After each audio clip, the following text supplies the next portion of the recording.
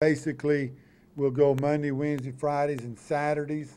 That would be our schedule. Of course, we'll have to adjust accordingly because of weather and really even looking ahead to this Wednesday, there's certainly a possibility of rain, and so we may have to adjust it. But that will be our schedule for the most part. We'll start on the field we'll be on the field from 1:30 to 4:30 on those days on Monday, Wednesday, Friday, Saturday.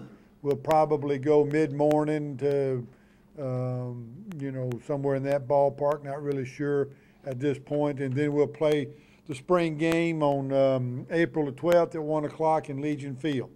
So that's kind of our plan and our itinerary going through spring practice. We really think we came out of the off-season, had a real good off-season.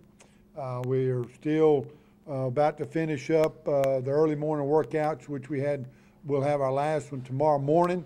I think the guys have really worked hard, and I know we're a lot further along right now than we were a year ago, and so I think it's been a very productive all season for us. I think we're all more comfortable with each other. I know I am. I know this time last year, not knowing a whole lot about the players and them not knowing much about us, there was a lot of uncertainty and anxious moments about the future, but I think now that we've all been together for a year that we're all a lot more comfortable and with each other, and again, like I said, I know I am. I think we're still short numbers-wise as far as the numbers on this football team. We'll go through spring ball. We'll have a total of 74 guys that will participate in spring practice. That's scholarship and walk-on players. We'll go into spring and with only 2 deep in the offense and defensive line, which concerns me. We don't have a lot of depth there. Our numbers are still relatively thin. We'll be 3 deep at most other spots as far as the linebacker, secondary, receiver, running back spots, but we're still going to be a relatively thin football team, which is a concern, trying to get all the work that we need to get during the spring football. Once we get everybody here in fall, we'll have, I think, 73 guys on scholarship, probably be at the 95 to 105 range, depending on the number of walk-ons we have, so our numbers will be a lot better in the fall, and I think a year from now we'll be a lot better off after next year's signing class. But we still are concerned with the depth on this football team and numbers that we'll have to work around. There are 5 guys that will definitely be out of spring practice because of different injuries. Swayze Waters, Brandon Carlisle, Ryan Rosette, Brian Ellis, and Adam Hotterfield all will miss spring ball because of different injuries. We've got 2 guys that will be limited and kind of don't know exactly where they'll be at. I know they'll be limited at first. Mike Toshman and Rowdy Wade. Hopefully sometime about mid-spring on, we'll get out there and be ready to do the things we need to do. But those guys will be limited at first.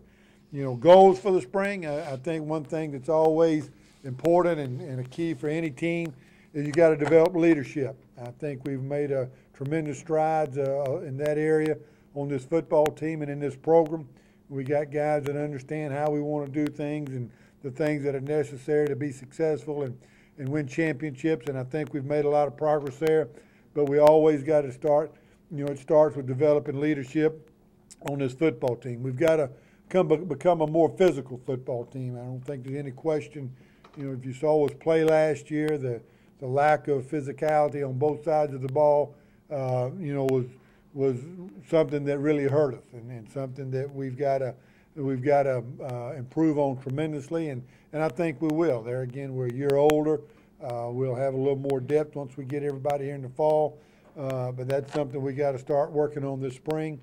I think it all starts with being able to run the football offensively and being able to stop them from running the football defensively, and again, those are 2 areas that I don't think we were very good in last fall, and that's something we're going to work hard on to make sure that we're a lot better in those 2 areas this spring.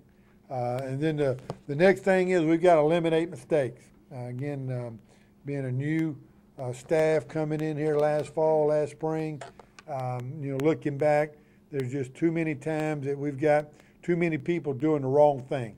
And, you know, we've got to have all 11 guys on the team doing the right thing at the right time and, you know, to give us a chance to be successful. So those things as far as leadership, being more physical, and eliminate mistakes are the three things that we got to make sure we come out of spring ball and get, you know, good in those areas. And I think if we do that, you know, we'll be a lot further along than we were this time last spring. Questions at this time? You know, have there been any position changes? I noticed that Slaughter's listed receiver. Has there been kind of talking about that one, and if there's any others that you're Yes, I mean, Rashard, we are moving to the slot receiver, which is a definite, and that's the only one that comes to my mind at this time. What was it when the decision to move him to Well, I think Rashard is a very good athlete. He's a guy that I think plays well out in space, does not play as well in the box. And, you know, that's something as a running back that you need to be able to run the ball in the box. And I think he'll be better suited, you know, if we can get him in more space, the better off he'll be. Coach, with this being your second spring, how much is it more polishing, coaching instead of teaching the guys the new system? No, I mean, I think obviously we'll be a lot further along because of, you know, being in the system for a year now, but we still have got a lot of teaching, a lot of learning to do. We're going to, you know, simplify things. We're going to go at a very slow pace as far as our installation. Again, making sure we get good at something. You know, we got to take 4 or 5 runs and 4 or 5 routes, and same thing defensively, 1 or 2 fronts and 1 or 2 coverages, and get good at them. And I think for us to be successful, we not only have got to have a better quality football player, but we also got to do things better than what we did last fall. How much did you learn as going through the first year as a head coach? Well, I learned a lot. I mean, you know, I think obviously, you know, but I think as much as anything, being more familiar with the players and them being familiar with us will help us more than anything. But I learned a lot of things to do and not to do, and hopefully we won't make the same mistakes. Coach, is there one position going into the spring that you feel pretty comfortable with?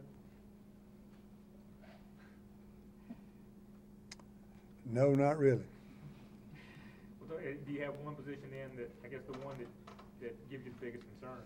Well, I think, you know, I know going into spring football, going into recruiting, the linebacker spots, and I still think because of our lack of depth there and the guys we signed not being here, we have one linebacker, junior college linebacker in Kyle Rosette that is here and will go through spring, so that helps a little bit, but we're still going to be awfully thin at numbers there, and then being thin in the O-line, D-line. We're, like I said earlier, we're too deep at each spot up front on both sides of the ball. You know, we get an injury or two, and then we got to go to shuffling people and putting people where they're not might necessarily going to play, you know. So you don't want to do that if you can avoid it, but it's something we may have to do. Neil, what about your expectations for Joe, and now that he can, I guess, focus full-time on being a quarterback now? Well, we think a lot of Joe. Joe is a very class person. Joe is a young man that loves football, loves to do the right things, and we're excited about him. He's going to have to compete like everybody else to earn his spot, but we certainly think he's a guy that we can hang our hat on at the quarterback position. But you know, we'll also have Anthony Spate and Rodney Bivens, and you know, we'll let those guys compete. But Joe brings an awful lot to the table with his energy, his enthusiasm, his leadership, along with being a physically talented guy that hopefully can develop into being a great football player, because I think he certainly has that chance.